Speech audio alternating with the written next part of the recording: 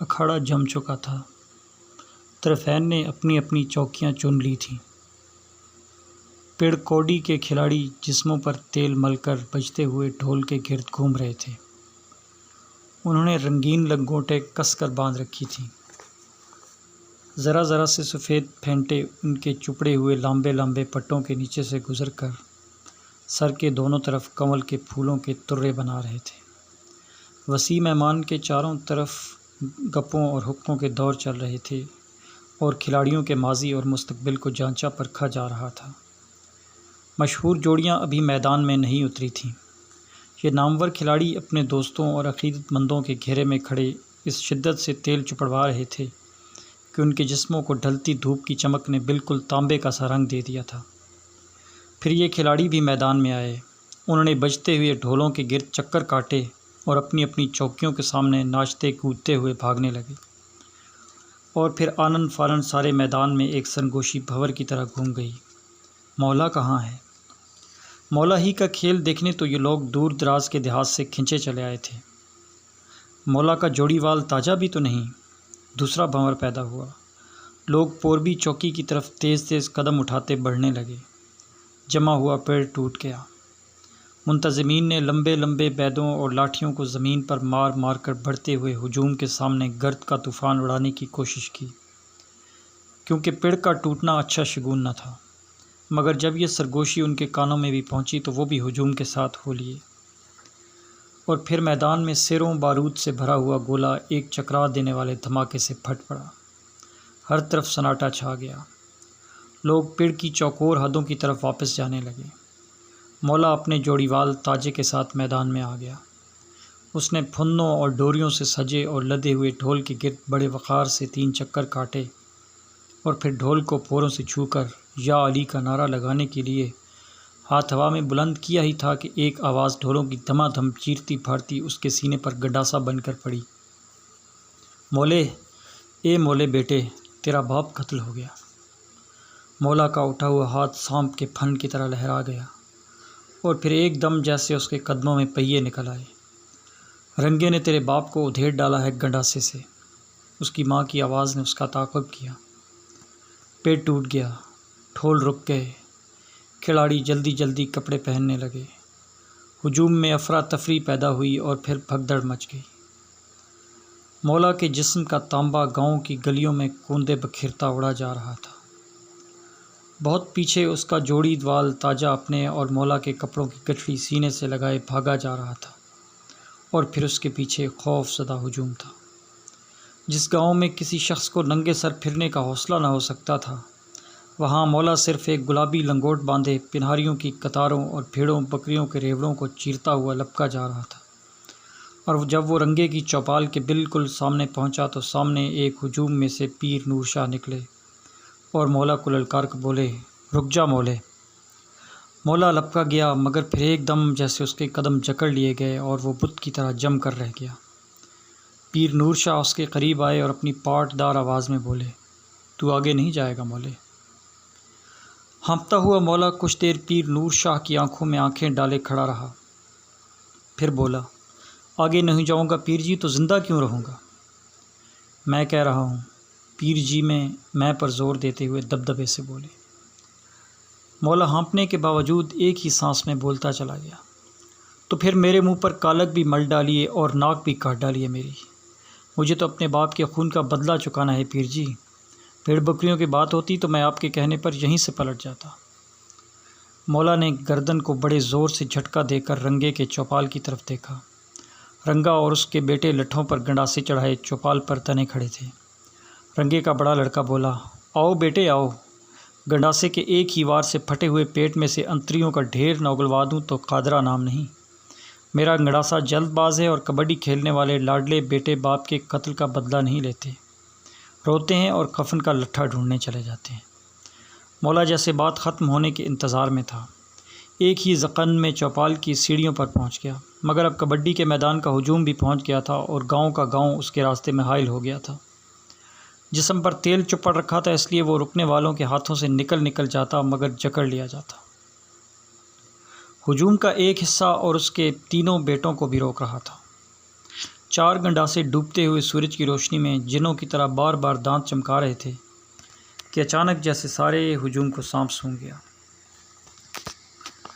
پیر نور شاہ قرآن مجید کو دونوں ہاتھوں میں بلند کیے چوپال کی سیڑھیوں پر آئے اور چلائے، اس کلام کا اللہ کا واسطہ، اپنے اپنے گھروں کو چلے جاؤ ورنہ بدبختو، گاؤں کا گاؤں کٹ مرے گا، جاؤ تمہیں اللہ اور رسول کا واسطہ، قرآن پاک کا واسطہ، جاؤ چلے جاؤ۔ لوگ سر جھکا کر ادھر ادھر بکھرنے لگے۔ مولا نے جلدی سے تاجے سے پٹکا لے کر ادب سے اپنے گھٹنے چھپا لیے اور سیڑھیوں پر سے اتر گیا۔ پیر صاحب قرآن مجید کو بغل میں لیے اس کے پاس آئے اور بولے، اللہ تعالیٰ تمہیں صبر دے اور آج کے اس نیک کام کا اجر دے۔ مولا آگے بڑھ گیا، تاجہ اس کے ساتھ تھا۔ جب وہ گلی کے موڑ پر پہنچے تو مولا نے پلٹ کر رنگے کی چوپال پر ایک نظر ڈالی۔ تم تو رو رہے ہو مولے، تاجے نے بڑے دکھ سے کہا، اور مولا نے اپنے ننگے بازوؤں کو آنکھوں پر رگڑ کر رکھا۔ تو کیا روؤں بھی نہیں؟ لوگ کیا کہیں گے؟ تاجے نے مشورہ دیا۔ ہاں تاجے، مولا نے دوسری بار بازو آنکھوں پر رگڑا، میں بھی تو یہی سوچ رہا ہوں کہ لوگ کیا کہیں گے۔ میرے باپ کے خون پر مکھیاں اڑ رہی ہیں اور میں یہاں گلی میں ڈرے ہوئے کتے کی طرح دم دبائے بھاگا جا رہا ہوں ماں کے گھٹنے سے لگ کر رونے کے لیے۔ لیکن مولا ماں کے گھٹنے سے لگ کر رویا نہیں۔ وہ گھر کے دالان میں داخل ہوا تو رشتہ دار اس کے باپ کی لاش تھانے لے جانے کا فیصلہ کر چکے تھے۔ منہ پیٹتی اور بال نوچتی ماں اس کے پاس آئی اور شرم تو نہیں آتی کہہ کر منہ پھیر کر لاش کے پاس چلی گئی۔ مولا کے تیور اسی طرح تنے رہے۔ اس نے بڑھ کر باپ کی لاش کو کندھا دیا اور برادری کے ساتھ روانہ ہو گیا۔ اور ابھی لاش تھانے نہیں پہنچی ہوگی کہ رنگے کی چوپال پر قیامت مچ گئی۔ رنگا چوپال کی سیڑھیوں پر سے اتر کر سامنے اپنے گھر میں داخل ہونے ہی لگا تھا کہ کہیں سے ایک گنڈاسا لپکا اور انتڑیوں کا ایک ڈھیر اس کے پھٹے ہوئے پیٹ سے باہر ابل کر اس کے گھر کی دہلیز پر بھاپ چھوڑنے لگا۔ کافی دیر کی افراتفری کے بعد رنگے کے بیٹے گھوڑوں پر سوار ہو کر رپٹ کے لیے گاؤں سے نکلے، مگر جب وہ تھانے پہنچے تو یہ دیکھ کر دم بخود رہ گئے کہ جس شخص کے خلاف وہ رپٹ لکھوانے آئے ہیں وہ اپنے باپ کی لاش کے پاس بیٹھا تسبیح پر قل ہو اللہ کا ورد کر رہا تھا۔ تھانے دار سے انہوں نے بہت ہیر پھیر کی کوشش کی اور اپنے باپ کا قاتل مولا ہی کو ٹھہرایا، مگر تھانے دار نے انہیں سمجھایا، خواہ مخواہ اپنے باپ کے قتل کو ضائع کر بیٹھو گے، کوئی عقل کی بات کرو۔ ادھر یہ میرے پاس اپنے باپ کے قتل کی رپٹ لکھوا رہا ہے اور ادھر تمہارے باپ کے پیٹ میں گڈھاسا بھی پھونکا ہے۔ آخر دونوں طرف سے چالان ہوئے، لیکن دونوں قتلوں کا کوئی چشم دید ثبوت نہ ملنے کی بنا پر طرفین بری ہو گئے۔ اور جس روز مولا رہا ہو کر گاؤں میں آیا تو اپنی ماں سے ماتھے پر ایک طویل بوسہ ثبت کرانے کے بعد سب سے پہلے تاجے کے ہاں گیا، اسے بھینچ بھینچ کر گلے لگایا اور کہا، اس روز تم اور تمہارا گھوڑا میرے کام نہ آتے تو آج میں پھانسی کی رسی میں توری کی طرح لٹک رہا ہوتا۔ تمہاری جان کی قسم، جب میں نے رنگے کے پیٹ کو کھول کر رکاب میں پاؤں رکھا تو ایسا لگا کہ گھوڑے کو بھی قتل کا پتہ چل گیا ہے، آندھی بن گیا، خدا کی قسم۔ اسی لیے تو لاش ابھی تھانے بھی نہیں پہنچی تھی کہ میں ہاتھ جھاڑ کر واپس آ گیا۔ سارے گاؤں کو معلوم تھا کہ رنگے کا قاتل مولا ہی ہے، مگر مولے کے چند عزیزوں اور تاجے کے سوا کوئی نہیں جانتا تھا کہ یہ سب کچھ کیسے ہوا۔ پھر ایک دن گاؤں میں یہ خبر گشت کرنے لگی کہ مولا کا باپ تو رنگے ہاتھ کے بڑے بیٹے قادرہ کے گنڈاسے سے مرا تھا۔ رنگا تو صرف ہوشکار رہا تھا بیٹوں کو۔ رات کو چوپالوں اور گھروں میں یہ موضوع چلتا رہا اور صبح کو پتہ چلا کہ قادرہ اپنے کوٹھے کی چھت پر مردہ پایا گیا ہے، اور وہ بھی یوں کہ جب اس کے بھائیوں پھلے اور گلے نے اسے اٹھانے کی کوشش کی تو اس کا سر لڑک کر نیچے گرا اور پرنالے تک لڑکتا چلا گیا۔ رپٹ لکھوائی گئی، پولیس آئی اور مولا پھر گرفتار ہو گیا۔ مرچوں کا دھواں پیا، تپتی دوپہروں میں لوہے کی چادر پر کھڑا رہا، کتنی راتیں اسے اونگھنے تک نہ دیا گیا، مگر وہ اقبالی نہ ہوا، اور آخر 2 مہینوں کے بعد رہا ہو کر گاؤں میں آ نکلا۔ اور جب اپنے آنگن میں قدم رکھا تو اس کی ماں بھاگی ہوئی آئی، اس کے ماتھے پر طویل بوسہ دیا اور بولی، ابھی 2 اور باقی ہیں میرے لال، رنگے کا کوئی نام لیوا نہ رہے تو جبھی 32 دھاریں بخشوں گی۔ میرے دودھ میں تیرے باپ کا خون تھا مولے، اور تیرے خون میں میرا دودھ ہے، اور تیرے گنڈاسے پر میں نے زنگ نہیں چڑھنے دیا۔ مولا اب علاقے بھر کی ہیبت بن گیا تھا۔ اس کی مونچھوں میں 2 بال آ گئے تھے، کانوں میں سونے کی بڑی بڑی مرکیاں جھمجھمانے لگی تھیں، آنکھوں میں سرمے کی دھار کو کبھی کسی نے مٹا ہوا نہ دیکھا۔ خوشبودار تیل اس کے لہریے بالوں میں آگ کی کلمے سی جگائے رکھتا تھا۔ ہاتھی دانت کا ہلالی کنگھا اتر کر اس کی کن پٹی پر چمکنے لگا تھا۔ وہ گلیوں میں چلتا تو لٹھے کے تہمند کا کم سے کم آدھا گز اس کے عقب میں لوٹتا ہوا جاتا۔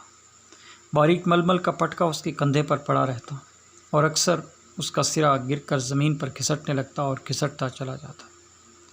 مولا کے ہاتھ میں ہمیشہ اس کے قد سے بھی کہیں لمبی تیل پلی لٹ ہوتی، اور جب وہ گلی کے کسی موڑ یا کسی چوراہے پر بیٹھتا تو یہ لٹ جس انداز سے اس کے گھٹنے سے لگتی اسی انداز سے لگی رہتی، اور گلی میں سے گزرنے والوں کو اتنی جرت نہ ہوتی تھی کہ وہ مولا کو لٹ ایک طرف سرکانے کے لیے کہہ سکے۔ اگر کبھی لٹ ایک دیوار سے دوسری دیوار تک تن گئی تو لوگ آتے، مولا کی طرف دیکھتے اور پلٹ کر کسی دوسری گلی میں چلے جاتے۔ عورتوں اور بچوں نے تو وہ گلیاں ہی چھوڑ دی تھی جہاں مولا بیٹھنے کا عادی تھا۔ مشکل یہ تھی کہ مولا کی لٹ پر سے کسی کو اولانگنے کا بھی حوصلہ نہ تھا۔ ایک بار کسی اجنبی نوجوان کا اس گلی میں سے گزر ہوا۔ مولا اس وقت دیوار سے لگا لٹ سے دوسری دیوار کو کریدے جا رہا تھا۔ اجنبی آیا اور لٹ پر سے اولانگ گیا۔ ایکا ایکی مولا نے بفر کر ٹبک میں سے گنڈاسا نکالا اور لٹ پر چڑھا کر بولا، ٹھہر جاؤ چھوکرے، جانتے ہو تم نے کس کی لٹ اولانگی ہے؟ یہ مولا کی لٹ ہے، مولے گنڈاسے والے کی۔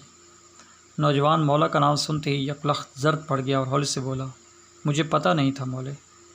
مولے نے گنڈاسا اتار کر ٹبک میں رکھا اور لٹ کے ایک سرے کو نوجوان کے پیٹ پر ہلکے سے دبا کر بولا، تو پھر جا کر اپنا کام کر، اور پھر لٹ کو یہاں سے وہاں تک پھیلا کر بیٹھ گیا۔ مولے کا لباس، اس کی چال، اس کی مونچھیں اور سب سے زیادہ اس کا لاابالیانہ انداز، یہ سب پہلے گاؤں کے فیشن میں داخل ہوئے اور پھر علاقے بھر کے فیشن پر اثر انداز ہوئے۔ لیکن مولا کی جو چیز فیشن میں داخل نہ ہو سکی وہ اس کی لمبی لٹ تھی، تیل پلی، پیتل کے کونوں سے اٹی ہوئی، لوہے کی شاموں میں لپٹی ہوئی، گلیوں کے کنکروں پر بجتی اور یہاں سے وہاں تک پھیل کر آنے والوں کو پلٹا دینے والی لٹ، اور پھر وہ گنڈاسا جس کی میان مولا کی ٹیبک تھی اور جس پر اس کی ماں زنگ کا ایک نقطہ تک نہیں دیکھ سکتی تھی۔ لوگ کہتے تھے مولا گلیوں کی نکڑوں پر لٹ پھیلائے اور گنڈاسا چھپائے پھلے اور گلے کی راہ تکتا رہتا ہے۔ قادرے کے قتل اور مولے کی رہائی کے بعد پھلا فوج میں بھرتی ہو کر چلا گیا تھا، اور گلے نے علاقے کے مشہور رسہ گیر چودھری مظفر الہی کے ہاں پناہ لے لی تھی، جہاں وہ چودھری کے دوسرے ملازموں کے ساتھ چناب اور راوی پر سے بیل اور گائیں بھینسیں چوری کر کے لاتا۔ چودھری مظفر اس مال کو منڈیوں میں بیچ کر امیروں، وزیروں اور لیڈروں کی بڑی بڑی دعوتیں کرتا اور اخباروں میں نام چھپواتا، اور جب چناب اور راوی کے کھوجی مویشیوں کے کھروں کے سراغ کے ساتھ ساتھ چلتے چودھری مظفر کے قصبے کے قریب پہنچتے تو جی میں کہتے ہمارا ماتھا پہلے ہی ٹھنکا تھا۔ انہیں معلوم تھا کہ اگر وہ کھروں کے سراغ کے ساتھ ساتھ چلتے چودھری کے گھر تک جا پہنچے تو پھر کچھ دیر کے بعد لوگ مویشیوں کے بجائے خود کھوجیوں کا کھوج لگاتے پھریں گے اور لگا نہ پائیں گے۔ وہ چودھری کے خوف سے قصبے کے ایک طرف سے نکل کر اور تھلوں کے ریتے میں پہنچ کر یہ کہتے ہوئے واپس آ جاتے، کھروں کے نشان یہاں سے غائب ہو رہے ہیں۔ مولا نے چودھری مظفر اور اس کے پھیلے ہوئے بازوؤں کے بارے میں سن رکھا تھا۔ اسے کچھ یوں لگتا تھا جیسے علاقہ بھر میں یہ چودھری ہی ہے جو اس کی لٹ اولانگ سکتا ہے، لیکن فی الحال اسے رنگے کے دونوں بیٹوں کا انتظار تھا۔ تاجی نے اسے بہت سمجھایا کہ تجھے باپ کے خون کا بدلہ لینا تھا سو لے لیا، اب یہ چھٹے ہوئے بدماشوں کے سے چلن تجھے زیب نہیں دیتے، کام کا نہ کاج کا، دشمن ناج کا۔ تاجے نے بڑے بھائیوں کی طرح مولا کو ڈانٹا، اور نہیں تو اپنی زمینوں کی نگرانی کر لیا کر۔ یہ کیا بات ہوئی کہ صبح سے شام تک گلیوں میں لٹ پھیلائے ہوئے بیٹھے ہیں اور میراثیوں نائیوں سے خدمتیں لی جا رہی ہیں؟ تو شاید نہیں جانتا پر جان لے تو اس میں تیرا ہی بھلا ہے کہ مائیں بچوں کو تیرا نام لے کر ڈرانے لگی ہیں، لڑکیاں تو تیرا نام سنتے ہی تھوک دیتی ہیں، کسی کو بد دعا دینی ہو تو کہتی ہیں اللہ کرے تجھے مولا بیاہ لے جائے۔ سنتے ہو مولے؟ لیکن مولا تو جس پھٹی میں کودا تھا اس میں پک کر پختہ ہو چکا تھا۔ بولا، ابے تاجے اپنا کام کر، گاؤں بھر کی گالیاں سمیٹ کر میرے سامنے ان کا ڈھیر لگانے آیا ہے۔ دوستی رکھنا بڑی جیداری کی بات ہے پٹھے، تیرا جی چھوٹ گیا ہے تو میری آنکھوں میں دھول کیوں جھونکتا ہے؟ جا اپنا کام کر، میرے گنڈاسے کی پیاس ابھی نہیں بجھی، جا۔ اس نے لاٹھی کو کنکروں پر بجایا اور گلی کے سامنے والے مکان میں میراثی کو ہانک لگائی، ابے اب تک چلم تازہ نہیں کر چکا الو کے پٹھے، جا کر گھر والی کی گود میں سو گیا کیا؟ چلم لا۔ تاجا پلٹ گیا مگر گلی کے موڑ پر جا کر رک گیا اور مڑ کر مولے کو کچھ یوں دیکھا جیسے اس کی جواں مرگی پر پھوٹ پھوٹ کر رو دے گا۔ مولا کنکھیوں سے اسے دیکھ رہا تھا، اٹھا اور لٹ کو اپنے پیچھے گھسیٹتا ہوا تاجے کے پاس آ کر بولا، دیکھ تاجے، مجھے ایسے لگتا ہے تو مجھ پر ترس کھا رہا ہے، اس لیے کہ کسی زمانے میں تیری میری یاری تھی پر اب یہ یاری ٹوٹ گئی ہے۔ تاجے تو میرا ساتھ نہیں دے سکتا تو پھر ایسی یاری کو لے کر چاٹنا ہے؟ میرے باپ کا خون اتنا سستا نہیں تھا کہ رنگے اور اس کے ایک ہی بیٹے کے خون سے حساب چک جائے۔ میرا گنڈاسا تو ابھی اس کے پوتے پوتیوں، نواسوں نواسیوں تک پہنچے گا۔ اس لیے جا اپنا کام کر، تیری میری یاری ختم، اس لیے مجھ پر ترس نہ کھایا کر، کوئی مجھ پر ترس کھائے تو آنچ میرے گنڈاسے تک جا پہنچتی، جا۔ واپس آ کر مولے نے میراثی سے چلم لے کر کش لگایا تو سلفا ابھر کر بکھر گیا۔ ایک چنگاری مولا کے ہاتھ پر گری اور ایک لمحہ تک وہیں چمکتی رہی۔ میراثی نے چنگاری کو جھاڑنا چاہا تو مولا نے اس کے ہاتھ پر اس زور سے ہاتھ مارا کہ میراثی بل کھا کر رہ گیا اور ہاتھ کو ران اور پنڈلی میں دبا کر ایک طرف ہٹ گیا اور مولا گرجا، ترس کھاتا ہے حرام زادے! اس نے چلم اٹھا کر سامنے دیوار پر پٹخ دی اور لاٹھ اٹھا کر ایک طرف چل دیا۔ لوگوں نے مولا کو ایک نئی گلی کے چوراہے پر بیٹھے دیکھا تو چونکے اور سرگوشیاں کرتے ہوئے ادھر ادھر بکھر گئے۔ عورتیں سر پر گھڑے رکھے آئیں اور ہائیں کرتی واپس چلی گئیں۔ مولا کی لٹ یہاں سے وہاں تک پھیلی ہوئی تھی اور لوگوں کے خیال میں اس پر خون سوار تھا۔ مولا اس وقت دور مسجد کے مینار پر بیٹھی ہوئی چیل کو تکے جا رہا تھا۔ اچانک اسے کنکروں پر لٹ کے بجنے کی آواز آئی۔ چونک کر اس نے دیکھا کہ ایک نوجوان لڑکی نے اس کی لٹ اٹھا کر دیوار کے ساتھ رکھ دی ہے اور ان لمبی سرخ مرچوں کو چن رہی ہے جو جھکتے ہوئے اس کے سر پر رکھی ہوئی گٹھڑی سے گر گئی تھی۔ مولا سناٹے میں آ گیا۔ لٹ کو الانگنا تو ایک طرف رہا، اس نے یعنی ایک عورت ذات نے لٹ کو گندے چیتڑے کی طرح اٹھا کر پرے ڈال دیا تھا اور اب بڑے اطمینان سے مولا کے سامنے بیٹھی مرچیں چن رہی تھی۔ اور جب مولا نے کڑک کر کہا، جانتی ہو تم نے کس کی لاٹھی پر ہاتھ رکھا ہے؟ جانتی ہو میں کون ہوں؟ تو اس نے ہاتھ بلند کر کے چنی ہوئی مرچیں گٹھڑی میں ٹھونستے ہوئے کہا، کوئی سڑی لگتے ہو۔ مولا مارے غصے کے اٹھ کھڑا ہوا۔ لڑکی بھی اٹھی اور اس کی آنکھوں میں آنکھیں ڈال کر نرمی سے بولی، اسی لیے تو میں نے تمہاری لٹ تمہارے سر پر نہیں دے ماری، ایسے لٹے لٹے سے لگتے تھے، مجھے تو تم پر ترس آ گیا تھا۔ ترس آ گیا تھا؟ مجھ پر؟ مولا پر؟ مولا دھاڑا۔ مولا! لڑکی نے کٹڑی کو دونوں ہاتھوں سے تھام لیا اور ذرا سی چونک گئی۔ ہاں مولا، گنڈاسے والا، مولا نے ٹھسے سے کہا، اور لڑکی ذرا سی مسکرا کر گلی میں جانے لگی۔ مولا کچھ دیر وہاں چپ چاپ کھڑا رہا، پھر لمبی سانس لے کر دیوار سے لگ کر بیٹھ گیا۔ لٹ کو سامنے کی دیوار تک پھیلا لیا تو پرلی طرف سے ادھیڑ عمر کی ایک عورت آتی دکھائی دی۔ وہ مولا کو دیکھ کر ٹھٹکی۔ مولا نے لٹ اٹھا کر ایک طرف رکھ دی اور بولا، آ جاؤ ماسی، آ جاؤ، میں تمہیں کھا تھوڑا ہی جاؤں گا۔ حواس باختہ عورت آئی اور مولے کے پاس سے گزرتے ہوئے بولی، کیسا جھوٹ بکتے ہیں لوگ، کہتے ہیں جہاں مولا بخش بیٹھا ہو وہاں سے باولا کتا بھی دبک کر گزرتا ہے، پر تو نے میرے لیے اپنی لٹ۔ کون کہتا ہے؟ مولا اٹھ کھڑا ہوا۔ سب کہتے ہیں، سارا گاؤں کہتا ہے، ابھی ابھی کنویں پر یہی باتیں ہو رہی تھیں، پر میں نے تو اپنی آنکھوں سے دیکھ لیا کہ مولا بخش۔ لیکن مولا اب تک اس گلی میں لپک گیا جس میں ابھی ابھی نوجوان لڑکی گئی تھی۔ وہ تیز تیز چلتا گیا اور آخر دور لمبی گلی کے سرے پر وہی لڑکی جاتی نظر آئی۔ وہ بھاگنے لگا۔ آنگنوں میں بیٹھی ہوئی عورتیں دروازوں تک آ گئیں اور بچے چھتوں پر چڑھ گئے۔ مولا کا گلی میں سے بھاگ کر نکلنا کسی حادثے ہی کا پیش خیمہ سمجھا گیا۔ لڑکی نے بھی مولا کے قدموں کی چاپ سن لی تھی۔ وہ پلٹی اور پھر وہیں جم کر کھڑی رہ گئی۔ اس نے بس اتنا ہی کیا کہ گٹھڑی کو دونوں ہاتھوں سے تھام لیا۔ چند مرچیں دہکتے ہوئے انگاروں کی طرح اس کے پاؤں پر بکھر گئیں۔ میں تمہیں کچھ نہیں کہوں گا، مولا پکارا، کچھ نہیں کہوں گا تمہیں۔ لڑکی بولی، میں ڈر کے نہیں رکی، ڈرے میرے دشمن۔ مولا رک گیا، پھر ہولے ہولے چلتا ہوا اس کے پاس آیا اور کہنے لگا، بس اتنا بتا دو تم کون ہو، کون ہو تم؟ لڑکی ذرا سا مسکرا دی۔ عقب سے کسی بڑھیا کی آواز آئی، یہ رنگے کے چھوٹے بیٹے کی منگیتر راجو ہے، مولا بخش۔ مولا آنکھیں پھاڑ پھاڑ کر راجو کو دیکھنے لگا۔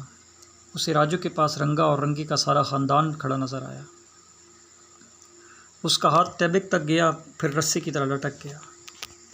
راجو پلٹ کر بڑی متوازن رفتار سے چلنے لگی۔ مولا آنکھیں پھاڑ پھاڑ کر راجو کو دیکھنے لگا۔ اسے راجو کے پاس رنگا اور رنگے کا سارا خاندان کھڑا نظر آیا۔ مولا نے لاٹھی ایک طرف پھینک دی اور بولا، ٹھہرو راجو، یہ اپنی مرچیں لیتی جاؤ۔ راجو رک گئی۔ مولا نے جھک کر ایک ایک مرچ چن لی اور پھر اپنے ہاتھ سے انہیں راجو کی گٹھڑی میں ٹھونستے ہوئے بولا، تمہیں مجھ پر ترس آیا تھا نا راجو؟ لیکن راجو ایک دم سنجیدہ ہو گئی اور اپنے راستے پر ہو لی۔ مولا بھی واپس جانے لگا۔ کچھ دور ہی گیا تھا کہ بڑھیا نے اسے پکارا، یہ تمہاری لٹ تو یہیں رکھی رہ گئی مولا بخش۔ مولا پلٹا اور لٹ لیتے ہوئے بڑھیا سے پوچھا، ماسی، یہ لڑکی راجو کیا یہیں کی رہنے والی ہے؟ میں نے تو اسے کبھی نہیں دیکھا۔ یہیں کی ہے بیٹا، اور نہیں بھی، بڑھیا بولی۔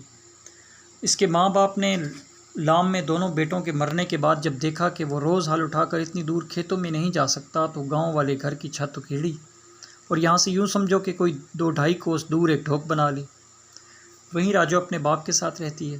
تیسرے چوتھے روز گاؤں میں سودا سلف خریدنے آ جاتی ہے اور بس۔ مولا جو اب جواب میں صرف ہوں کہہ کر واپس چلا گیا، لیکن گاؤں بھر میں یہ خبر آندھی کی طرح پھیل گئی کہ آج مولا اپنی لٹ ایک جگہ رکھ کر بھول گیا۔ باتوں باتوں میں راجو کا ایک دو بار نام آیا مگر دب گیا۔ رنگے کے گھرانے اور مولا کے درمیان صرف گنڈاسے کا رشتہ تھا نا، اور راجو رنگے ہی کے بیٹے کی منگیتر تھی، اپنی جان کسے پیاری نہیں ہوتی۔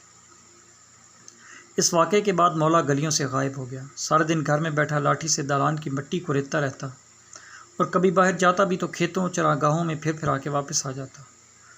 ماں اس کے رویے پر چونکی مگر صرف چونکنے پر اکتفا کیا۔ وہ جانتی تھی کہ مولا کے سر پر بہت سے خون سوار ہیں، وہ بھی جو بہا دیے گئے اور وہ بھی جو بہائے نہ جا سکے۔ یہ رمضان کا مہینہ تھا، نقارے پٹ پٹا کر خاموش ہو گئے تھے، گھروں میں سحری کی تیاریاں ہو رہی تھیں۔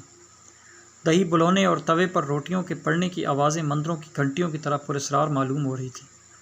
مولا کی ماں بھی چولہا جلائے بیٹھی تھی اور مولا مکان کی چھت پر ایک چارپائی پر لیٹا آسمان کو گھورے جا رہا تھا۔ یکایک کسی گلی میں ایک ہنگامہ مچ گیا۔ مولا نے فوراً لٹ پر گنڈاسا چڑھایا اور چھت پر سے اتر کر گلی میں بھاگا۔ ہر طرف گلی میں لالٹینیں نکلی آ رہی تھیں اور شور بڑھ رہا تھا۔ وہاں پہنچ کر مولا کو معلوم ہوا کہ 3 مسافر جو نیسوں برچیوں سے لیس تھے، بہت سے بیلوں اور گائے بھینسوں کو گلی میں سے ہنکائے لیے جا رہے تھے کہ چوکیدار نے انہیں ٹوکا، اور جواب میں انہوں نے چوکیدار کو گالی دیتے ہوئے کہا، یہ مال چودھری مظفر الہی کا ہے، یہ گلی تو خیر ایک ذلیل سے گاؤں کی گلی ہے، چودھری کا مال تو لاہور کی ٹھنڈی سڑک پر سے بھی گزرے تو کوئی اف نہ کرے۔ مولا کو کچھ ایسا محسوس ہوا جیسے چودھری مظفر خود بنفس نفیس گاؤں کی اس گلی میں کھڑا اس سے گنڈاسا چھیننا چاہتا ہے۔ کڑک کر بولا، چوری کا یہ مال میرے گاؤں میں سے نہیں گزرے گا، چاہے یہ چودھری مظفر کا ہو چاہے لاٹ صاحب کا۔ یہ مال چھوڑ کر چپکے سے اپنی راہ لو اور اپنی جان کے دشمن نہ بنو۔ اس نے لٹ چکا کر گنڈاسے کو لالٹینوں کی روشنی میں چمکایا۔ جاؤ۔ مولا گھرے ہوئے مویشیوں کو لٹ سے ایک طرف پھنکانے لگا۔ جا کر کہہ دو اپنے چودھری سے کہ مولک گنڈاسے والے نے تمہیں سلام بھیجا ہے، اور اب جاؤ اپنا کام کرو۔ مسافروں نے مولا کے ساتھ سارے ہجوم کے بدلے ہوئے تیور دیکھے تو چپ چاپ کھسک گئے۔ مولا سارے مال کو اپنے گھر لے آیا اور سحری کھاتے ہوئے ماں سے کہا، یہ سب بے زبان ہمارے مہمان ہیں، ان کے مالک پرسوں تک آ نکلیں گے کہیں سے، اور گاؤں کی عزت میری عزت ہے ماں۔ مالک دوسرے ہی دن دوپہر کو پہنچ گئے۔ یہ غریب کسان اور مزارے کوسوں کی مسافت طے کر کے کھوجیوں کی ناز برداریاں کرتے یہاں تک پہنچے تھے، اور یہ سوچتے آ رہے تھے کہ اگر ان کا مال چودھری کے حلقہ اثر تک پہنچ گیا تو پھر کیا ہوگا۔ اور جب مولا ان کا مال ان کے حوالے کر رہا تھا تو سارا گاؤں باہر گلی میں جمع ہو گیا تھا، اور اس ہجوم میں راجو بھی تھی۔ اس نے اپنے سر پر اینڈوا جما کر مٹی کا ایک برتن رکھا ہوا تھا، اور منتشر ہوتے ہوئے ہجوم میں جب راجو مولا کے پاس سے گزری تو مولا نے پوچھا، آج بہت دنوں کے بعد آئی ہو راجو؟ کیوں؟ اس نے کچھ یوں کہا جیسے میں کسی سے ڈرتی تھوڑی ہوں کا تأثر پیدا کرنا چاہتی ہے۔ میں تو کل آئی تھی، اور پرسوں اور ترسوں بھی۔ ترسوں تھوم پیاز خریدنے آئی، پرسوں بابا کو حکیم کے پاس لائی تھی، کل ویسے ہی آ گئی، اور آج یہ گھی بیچنے آئی ہوں۔ کل ویسے ہی کیوں آ گئی؟ مولا نے بڑے شوق سے پوچھا۔ ویسے ہی بس جی چاہا آ گئے، سہیلیوں سے ملے جلے اور چلے گئے۔ کیوں؟ ویسے ہی، مولا نے پوچھ کر کہا۔ پھر ایک دم سے اسے ایک خیال آیا، یہ گھی بیچو گی؟ ہاں بیچنا ہے، پر تیرے ہاتھ نہیں بیچوں گی۔ کیوں؟ تیرے ہاتھوں پر میرے رشتہ داروں کا خون ہے۔ مولا کو ایک دم خیال آیا کہ وہ اپنی لٹ کو دالان میں اور گنڈاسے کو بستر تلے رکھ کر بھول آیا ہے۔ اس کے ہاتھوں میں چل سی ہونے لگی۔ اس نے گلی سے کنکر اٹھایا اور اسے انگلیوں میں مسلنے لگا۔ راجو جانے کے لیے مڑی تو مولا ایک دم بولا، دیکھو راجو، میرے ہاتھوں پر خون ہے ہی، اور ان پر ابھی جانے کتنا اور خون چڑھے گا، پر تمہیں گھی بیچنا ہے اور ہمیں خریدنا ہے۔ میرے ہاتھ نہ بیچو، میری ماں کے ہاتھ بیچ دو۔ راجو کچھ سوچ کر بولی، چلو آؤ۔ مولا آگے آگے چلنے لگا۔ جاتے جاتے جانے سے کیا وہم گزرا کہ راجو اس کی پیٹھ اور پٹوں کو گھورے جا رہی تھی۔ ایک دم اس نے پلٹ کر دیکھا، راجو گلی میں چگتے ہوئی مرغی کے چوزوں کو بڑے غور سے دیکھتی ہوئی آ رہی تھی۔ وہ فوراً بولا، یہ چوزے میرے ہیں۔ ہوں گے، راجو بولی۔ مولا آنگن میں داخل ہو چکا تھا۔ بولا، ماں یہ سب گھی خرید لو، میرے مہمان آنے والے ہیں تھوڑے دنوں میں۔ راجو نے برتن اتار کر اس کے دہانے پر سے کپڑا کھولا تاکہ بڑھیا گھی سونگھ لے، مگر وہ اندر چلی گئی تھی ترازو لینے، اور مولا نے دیکھا کہ راجو کی کن پٹیوں پر سنہرے روئے ہیں اور اس کی پلکیں یوں کمانوں کی طرح مڑی ہوئی ہیں، جیسے اٹھیں گی تو اس کی بھووں کو مس کر لیں گی، اور ان پلکوں پر گرد کے ذرے ہیں، اور اس کی ناک پر پسینے کے ننھے ننھے سوئی کی نوک کے قطرے چمک رہے ہیں۔ اور رتنوں میں کچھ ایسی کیفیت ہے جیسے گھی کے بجائے گلاب کے پھول سونگھ رہی ہو۔ اس کے اوپر کے ہونٹ کی نازک محراب پر بھی پسینہ ہے، اور ٹھوڑی اور نچلے ہونٹ کے درمیان ایک دل ہے جو کچھ یوں اچھٹا ہوا سا لگ رہا ہے جیسے پھونک مارنے سے اڑ جائے گا۔ کانوں میں چانی کے بندے انگور کے خوشوں کی طرح لس لس کرتے ہوئے لرز رہے ہیں، اور ان بندوں میں اس کے بالوں کی ایک لٹ بے طرح الجھی ہوئی ہے۔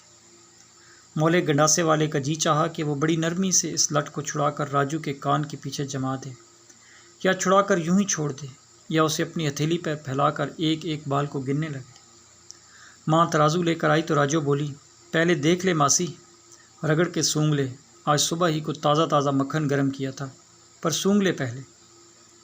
نہ بیٹی، میں تو نہ سونگوں گی، ماں نے کہا، میرا تو روزہ مکروہ ہوتا ہے۔ پھر وہ راجو کو گھور گھور کر دیکھنے لگی اور کچھ دیر کے بعد بولی، تو غلام علی کی بیٹی تو نہیں؟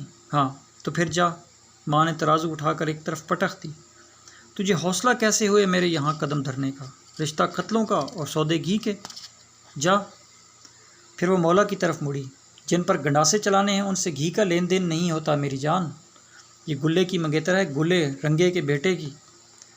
راجو، جس کا چہرہ کانوں تک سرخ ہو گیا تھا، جلدی سے برتن پر کپڑا باندھ کر اٹھی اور بولی، تمہارے سینوں میں دل ہیں یا خشخاش کے دانے؟ مولا کے منہ پر جیسے ایک طرف اس کی ماں نے اور دوسری طرف راجو نے تھپڑ مار دیا تھا۔ وہ بنا کر رہ گیا، اور جب راجو چلی گئی تو جلتی ہوئی دوپہر میں اوپر چھت پر چڑھ گیا اور چارپائی پر لیٹ گیا۔ وہ یوں ہی دیر تک دھوپ میں لیٹا رہا، اور جب اس کی ماں اسے اٹھانے آئی تو وہ رو رہا تھا۔ تم رو رہے ہو مولے؟ اس نے حیران ہو کر پوچھا، اور مولا بولا، تو کیا اب روؤں بھی نہیں؟ ماں چکرا کر اس کے پاس بیٹھ گئی۔ وہ بیٹے کے سوال میں اپنے سوال کا جواب ڈھونڈ رہی تھی۔ اب مولا گھر میں بھی نہیں بیٹھتا تھا، سارا دن لاری کے اڈے پر نورے نائی کے وہاں پڑا رہتا۔ نوری نے وہاں چائے کی دکان کھول رکھی تھی۔ شام سے پہلے جب لاری آتی تو گاؤں بھر کے نوجوانوں اور بچوں کا ایک ہجوم لگ جاتا۔ سب نوری کی چائے پیتے اور ڈرائیور سے شہروں کی خبریں پوچھتے، اور مولا ان سب سے الگ ایک کھٹولے پر لیٹا آسمان کو گھورتا رہتا۔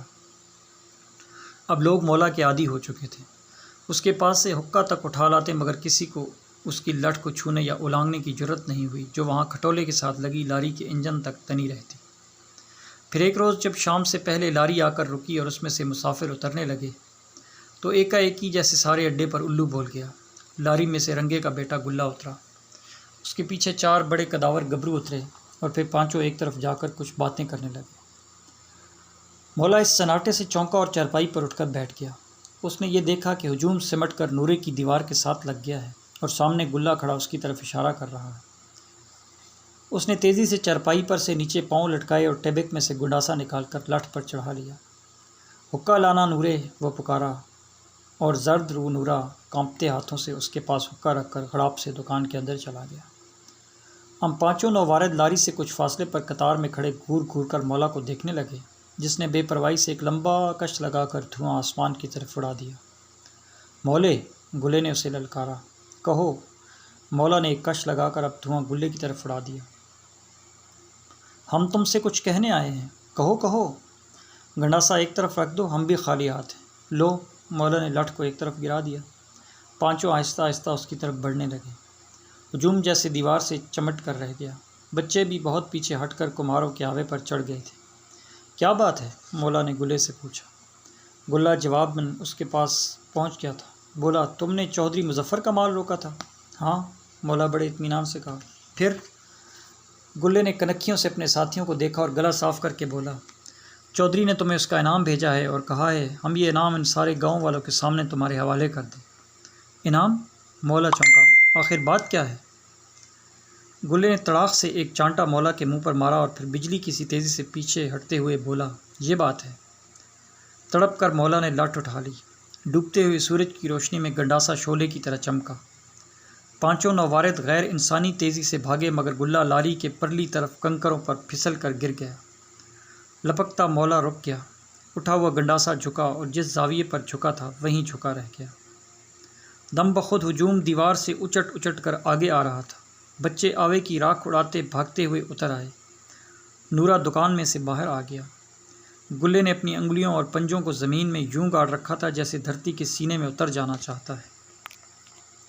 اور پھر مولا، جو معلوم ہوتا تھا کچھ دیر کے لیے سکتے میں آ گیا ہے، ایک قدم آگے بڑھا۔ لٹھ دور دکان کے سامنے اپنے کھٹولے کی طرف پھینک دی اور گلے کو بازو سے پکڑ کر بڑی نرمی سے اٹھاتے ہوئے بولا، چودھری کو میرا سلام دینا اور کہنا کہ انعام مل گیا ہے، رسید میں خود پہنچانے آؤں گا۔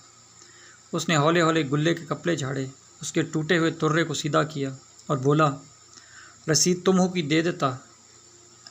ہی کو دے دیتا، پر تمہیں تو دولہا بننا ہے ابھی، اس لیے جاؤ اپنا کام کرو۔ گلہ سر جھکائے ہولے ہولے چلتا گلی میں مڑ گیا۔ مولا آہستہ آہستہ کھاٹ کی طرف بڑھا۔ جیسے جیسے وہ آگے بڑھ رہا تھا ویسے ویسے لوگوں کے قدم پیچھے ہٹ رہے تھے۔ جب اس نے کھاٹ پر بیٹھنا چاہا تو اچانک کمہاروں کے آوے کی طرف سے اس کی ماں چیختی چلاتی بھاگتی ہوئی آئی اور مولا کے پاس آ کر نہایت وحشت سے بولنے لگی، تجھے گلے نے تھپڑ مارا اور تو پی گیا چپکے سے؟ ارے تو میرا حلالی بیٹا تھا، تیرا گنڈاسا کیوں نہ اٹھا تو نے؟ وہ اپنا سر پیٹتے ہوئے اچانک رک گئی اور بہت نرم آواز میں جیسے بہت دور سے بولی، تو رو رہا ہے مولے؟ مولے گنڈاسے والے نے چارپائی پر بیٹھتے ہوئے اپنا ایک بازو آنکھوں پر رگڑا اور لرزتے ہوئے ہونٹوں سے بالکل معصوم بچوں کی طرح بولا، تو کیا اب روں بھی نہیں؟